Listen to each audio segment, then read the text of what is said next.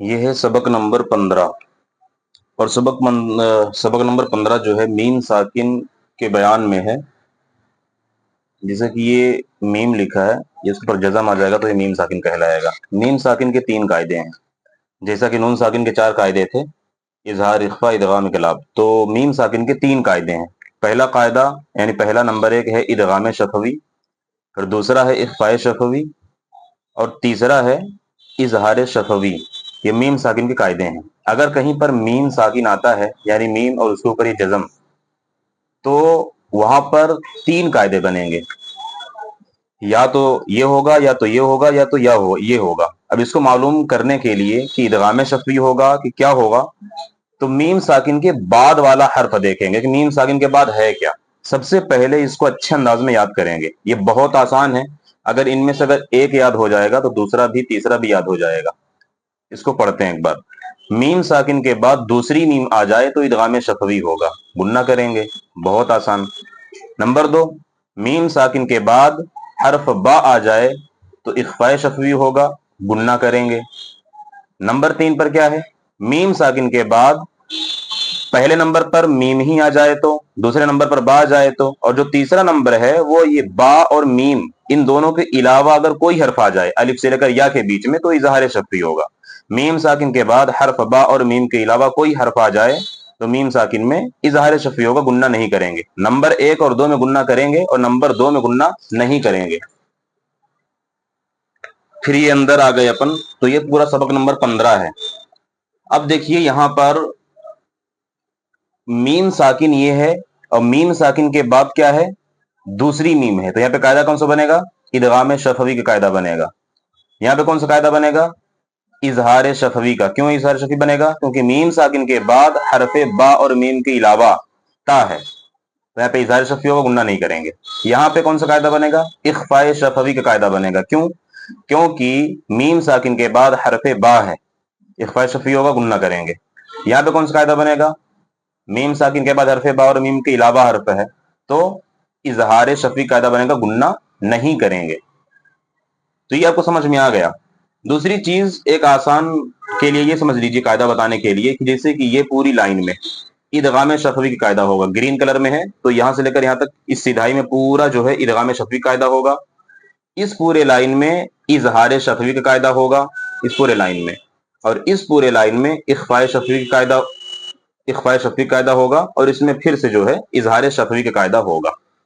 तो इसमें गुन्ना करेंगे, जैसे हमजा नून जबर अन, ता मीम मीम पेश तुम,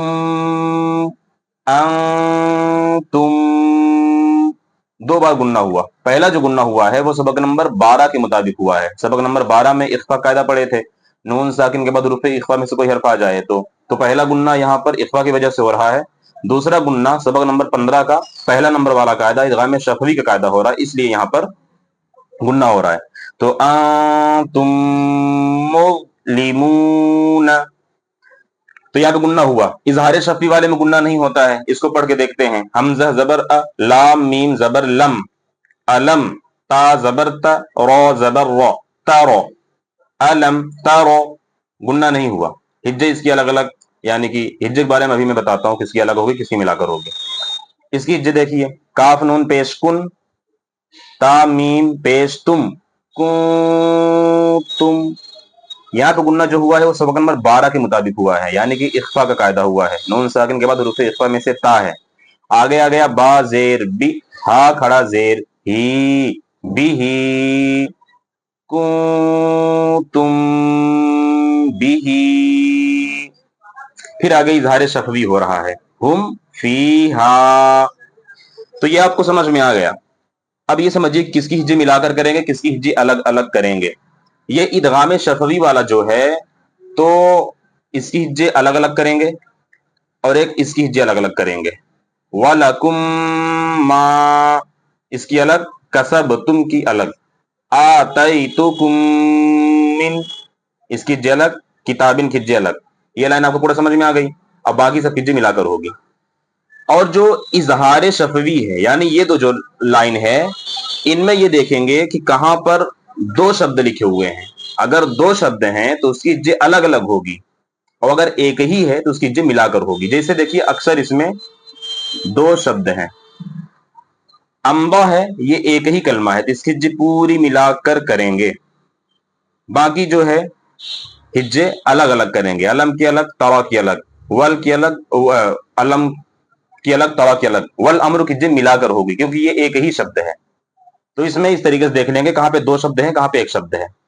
ये वाला समझ में आ गया हिज्जे, ये समझ में आ गया, ये समझ में आ गया। बचा ये वाला लाइन इख्फाए शफी वाला, इसकी हिज्जे पूरी अलग अलग ही होगी।